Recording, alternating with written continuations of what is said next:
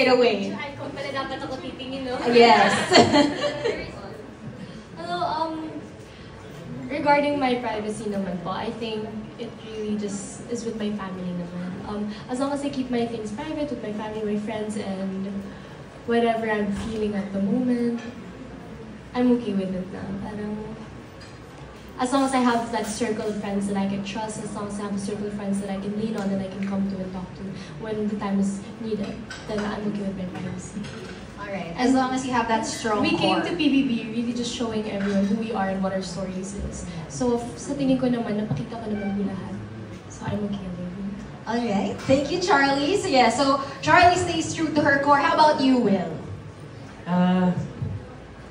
Ako naman po, yeah, same kay Charlie. Siyempre, pumasok kami sa loob ng bahay para ipakita, of course, kung sino talaga kami as a person na hindi nakikita ng mga tao sa labas nung kami nag-work lang siyempre for a teleserye, for a film, kasi ibang character yung pinoportray namin doon eh.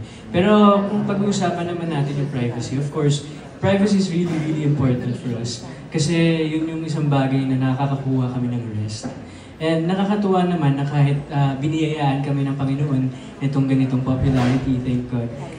Nakakatuwa naman kasi mga fans talaga is very respectful. Na parang lahat talaga kami ako personally wala naman akong na-experience na gano'n na parang ini-invade na yung privacy ko. Nakakatuwa na yung pag-support ng binibigay at pagmamahal na binibigay nila is merong boundaries. Kaya happy lang talaga ako sa mga nangyayari. That's good to know. Parang at ease ka naman sa fans mo, sa supporters mo. Thank you, Will. So siguro, si AZ.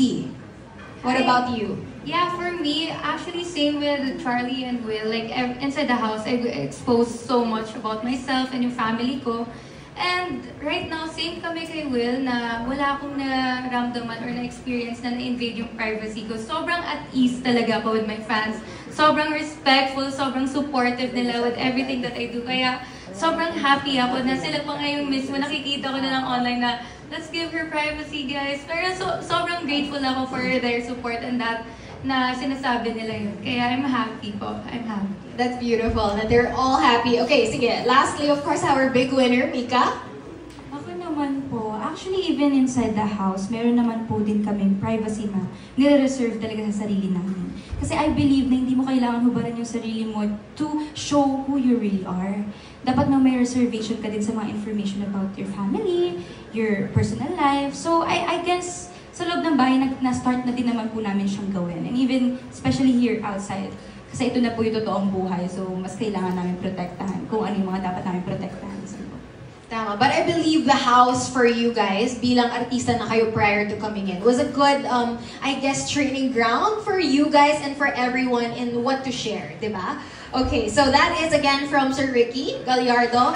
Now, let's move on. I'll be the one reading this question, pero this is in behalf of Miss G. Trilliana of Malaya, okay? This is for ex-housemates. So siguro, any one of the housemates na lang, let's have, sino kaya? All of them ba? All of them. Okay.